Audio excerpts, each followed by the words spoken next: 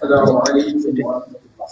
وعليكم السلام. إن الحمد لله وحده والصلاة والسلام على من لا نبي بعده.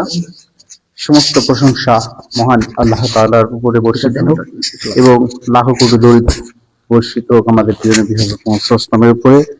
আসলে আপনারা কতটুকু বুঝলেন ওনার আজকে বিষয় ছিল কি হাদিস নাই একজন মুমিনের পরমে বর্জনীয়। আচ্ছা বলেন তো এই থেকে আপনারা আজকে কি শিক্ষা পেলেন যে 31st নাইটে আমরা কি কোনো কিছু ডিজে মিউজিক বা কোনো আনন্দ উৎসব নিজেরা করব, সন্তানদের করাবো? আচ্ছা আরো কি আছে যে এই অনুষ্ঠানকে নিয়ে আতশবাজি হয়, বিভিন্ন জায়গায় বিভিন্ন ফাংশন হয়, এগুলো আমরা কি মেনে নিব? এই শিক্ষাটুকু আমরা নিয়ে যাবো ইনশাল্লাহ। আর কি আরো একটু বিষয় আছে, সেটা হলো আরো ফুটে উঠলে ভালো হতো, সময় স্বল্পতার জন্য হয়তো বা শায়েখ পারেন নাই বা সময় আরো পরে দিলে হবে।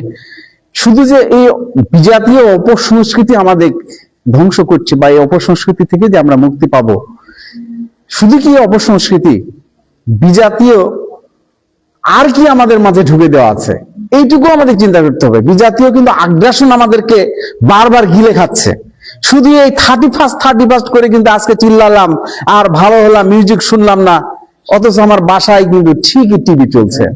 এটা কিন্তু মিডিয়ার সংস্কৃতি ঢুকে দিয়েছে বিজাতীয়রা, ঢুকে দেয় নাই? ওইটা কি আমরা তাহলে কি করব? ওটা কি আমাদেরকে সরাতে হবে না?